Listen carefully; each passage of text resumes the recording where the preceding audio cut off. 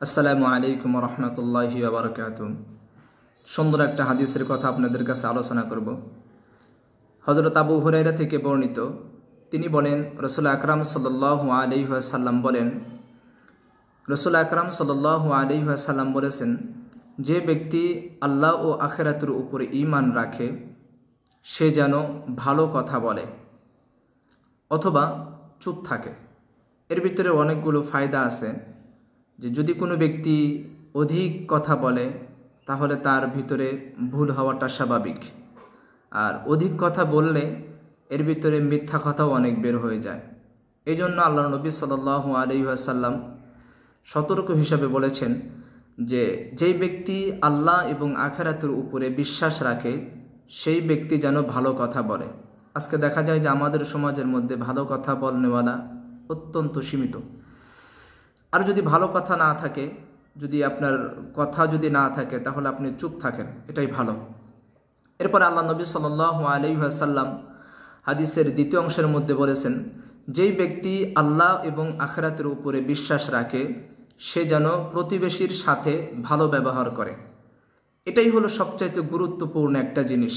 আজকে দেখা যায় যে আমাদের সমাজের মধ্যে সবচাইতে এটাই ভিতরে মানুষ বেশি কষ্ট পায়, প্রতিবেশীর কারণে মানুষ বেশি কষ্ট পায়।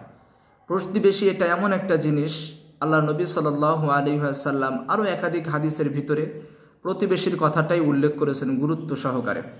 তো কিছু কিছু সাহাবায়ে কেরাম বলতেন যে আল্লাহর নবী সাল্লাল্লাহু আলাইহি ওয়াসাল্লাম প্রতিবেশীর ব্যাপারে এত গুরুত্ব দিতেন, ওনাদের কাছে মনে হতো যে প্রতিবেশীর জন্য আবার ওয়ারিসের ভাগদার রেখে যায় কিনা।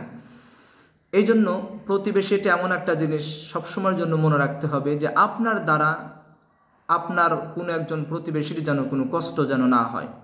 কারণ কোনো একজন মুসলমানকে কষ্ট দেওয়া এটা হারাম একটা কাজ। আল্লাহ নবী সাল্লাল্লাহু আলাইহি ওয়াসাল্লাম একটা হাদিসের মধ্যে বলেছেন যে মুসলমান ওই ব্যক্তি, খাঁটি মুসলমান ওই ব্যক্তি যার হাত এবং জবান থেকে অপর একজন ব্যক্তি নিরাপদ থাকে। তো আমার এবং আপনার হাত থেকে জবান থেকে কয়জন মানুষ নিরাপদ থাকে?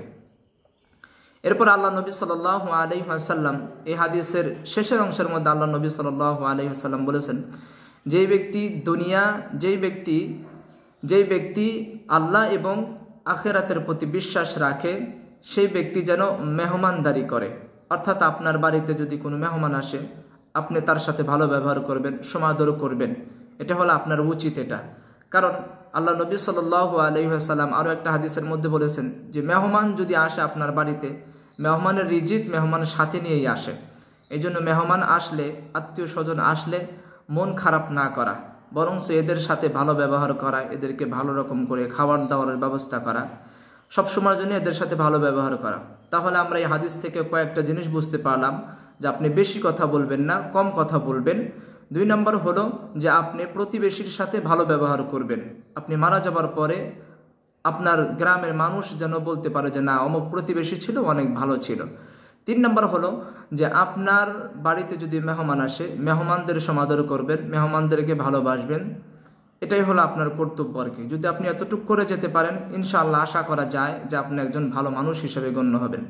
ভিডিওটা শেয়ার করে দিবেন, সকলকে শোনার সুযোগ করে দিবেন। আসসালামু আলাইকুম।